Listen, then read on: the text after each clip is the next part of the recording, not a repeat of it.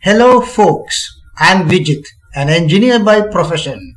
It is the knowledge that was imparted to my siblings and I, mainly by our father, made us professionals serving the society. I decided that the society at large must benefit from what I know, and the videos that I have put out are dedicated to the memory of my late father. Now let us proceed with the subject matter. About the current series of videos, I recognize that there is a time limit in the attention of any person for any given subject. As there are a lot of materials on this subject, I have split it into several parts. I trust that I would not take more than 15 minutes of your attention for any given part. Factorization of quadratic expressions. A group of students at junior school level raised the following issue on factorization of quadratic expressions. In factorizing an expression such as x squared plus 5x plus 4, one can find two numbers such that the sum of them is 5 and the product is 4. Therefore, one can factorize the expression as follows. X squared plus 5x plus 4 is equal to x plus 4 times x plus 1.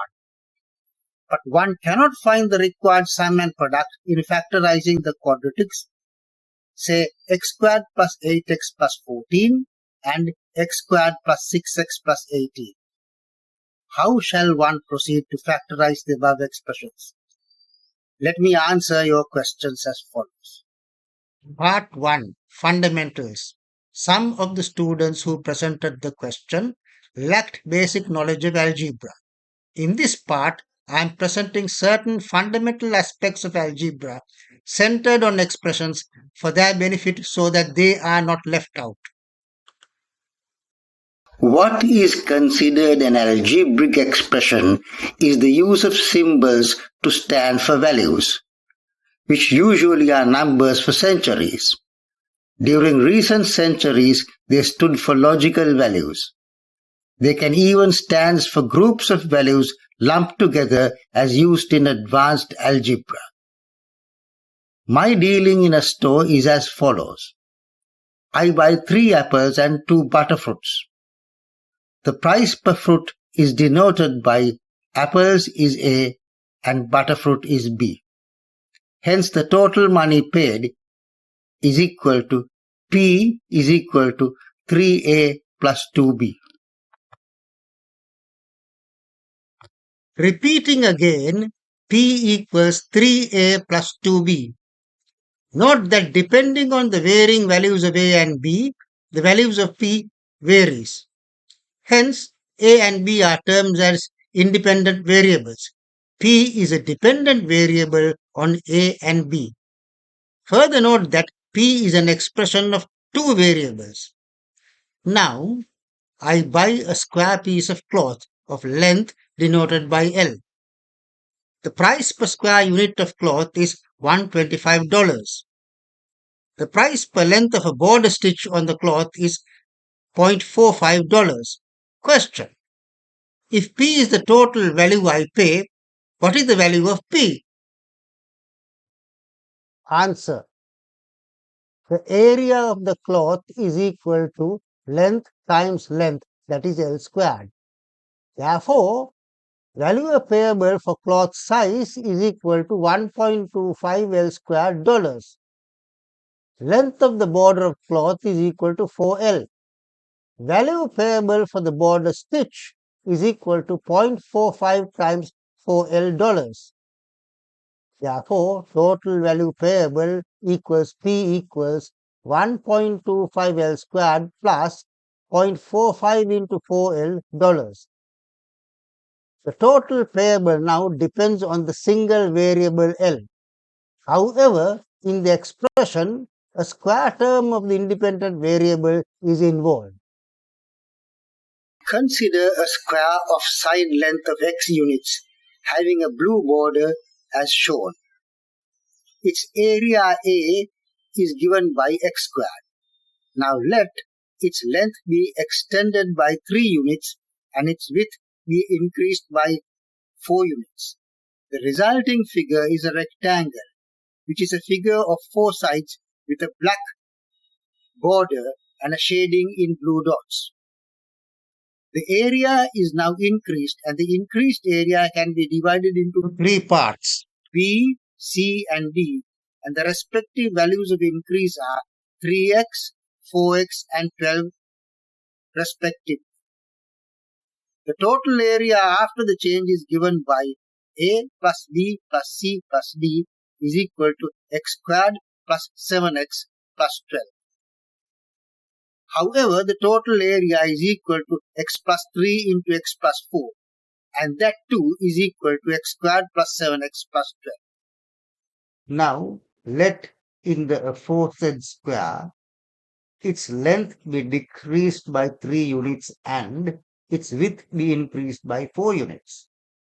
In the area, now change from a square to the shaded area of rectangle such that the area shown by B is reduced, being equal to 3x. The area shown by C is added, being equal to 4 times x minus 3. The total area shaded is equal to A minus B plus C equal to x squared minus 3x plus 4 times x minus 3, which is equal to x squared plus x minus 12. However, the total area is also x minus 3 into x plus 4, which too is equal to x squared plus x minus 12. Now let in the aforesaid square its length be increased by 3 units and its width be decreased by 4 units. Its area is now changed from a square to a shaded area, which is a rectangle, such that the area of C is reduced, being equal to 4x. Area of B is added, being equal to 3 times x minus 4. The total area which is shaded is A plus B minus C, which is equal to x squared plus 3 times x minus 4 minus 4x, which is equal to x squared minus x minus 12.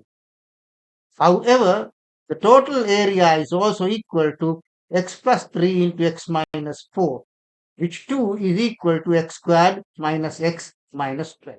Now let in the aforesaid square its length be decreased by 3 units and its width be decreased by 4 units. Its area is now changed from a square to the shaded area such that the area of B is reduced, being equal to 3 times x minus 4. The area of C is reduced, being equal to 4 times x minus 3. The area of D is reduced, being equal to 12. The total area which is shaded is equal to A minus B minus C minus D, which is equal to x squared minus 3 times x minus 4 minus 4 times x minus 3 minus 12, which is equal to x squared minus 7x plus 12. However, the total area is equal to x minus 3 into x minus 4, 2, which is equal to x squared minus 7x plus 12. Examine the following expressions derived as a result of altering the length and width of a square as follows. X squared plus 7x plus 12, x squared plus x minus 12, x squared minus x minus 12, x squared minus x plus 12. We come across these types of expressions in our exercises in factorizing quadratics. Again, we use the term quadratic. The main feature is the highest power or exponent of the terms in which is summed to form an expression is 2. In other words, they arise in manipulating areas of making squares, hence quadratic, a term derived in Latin. Clearly, the calculation of volumes will involve algebraic expressions where the highest power is 3. Calculation of volumes in terms of geometry is number of cubes. Hence, An expression of the type, say, y cubed or y to the power 3 plus y plus 1 is called a cubic expression. In this expression, there are three separate terms added. So were the quadratic expressions shown previously. Examine the table that appears. In the first row of each of the examples, there is only one term, be it 3x or b to the power 5. Hence, it is termed as a monomial. In the second row in each of the examples, there are two terms, hence called binomials. In the third, there are three terms, hence both of examples are called trinomials. If there are more than three terms, it is called a polynomial. Therefore, above are examples of monomials, binomials, trinomials, and polynomials. Note that in a binomial, trinomial, or a polynomial, they are a sum of respective terms of monomials. Hence, the quadratics examined for factorization are trinomials. As stated before, a polynomial is the sum of several monomials. Consider the example x squared plus 6xy cubed plus 5z plus 2. The constituting monomials are x squared, 6xy cubed, 5z and 2. The sum of the exponents of the variables of the respective monomials are x squared is 2, 6xy cubed is 4, 5z is 1, and 2 is 0. Note that the coefficients of each of the terms have no bearing. The degree of the monomials are the sum of the exponents of the variables of the respective monomials. The highest of the degree of each of the monomials is the degree of the polynomial. Consequently, the degree of a quadratic is 2. Let us recapitulate the quadratic stated in the question, namely 1. X squared plus 5x plus 4, factors of which are x plus 4 and x plus 1. 2. X squared plus 8x plus 14, and 3. X squared plus 6x plus 18. All the quadratics are trinomials, and factors of the latter two could not be found using the given rule because no two numbers could be found so that they satisfy the conditions of sum and product for each of the expressions. The general form of a factor of a binomial is of the type x plus p, where p is a number. Note that p does not depend on x. Now let us multiply x plus p and x plus q, where p and q are numbers, independent of x. Therefore, x plus p into x plus q is equal to x squared plus p plus q into x plus pq, which is a quadratic and a trinomial. The general form of a trinomial is x squared plus kx plus l, where k and l are independent of x. Let us compare the respective coefficients of the two expressions as shown. Upon such comparison, it is clear that k is equal to p plus q and l is equal to p times q. Given the quadratic x squared plus kx plus l, and if we can find two numbers p and q such that p plus q is equal to k and pq is equal to l, then the factors of x squared plus kx plus l are x plus p and x plus q. Why? X squared plus kx plus l is identically equal to x squared plus p plus q into x plus pq, which is equal to x plus p into x plus q. In the question raised, for examples x squared plus 8x plus 14 and x squared plus 6x plus 18, we were unable to find such numbers satisfying the sum and product requirements. Why? In the videos to follow, answers to the question is demonstrated. This is the end of part 1.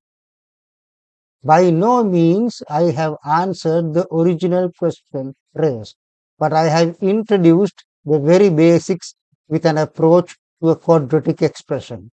Please do view the rest of the parts to find the answers to the question raised.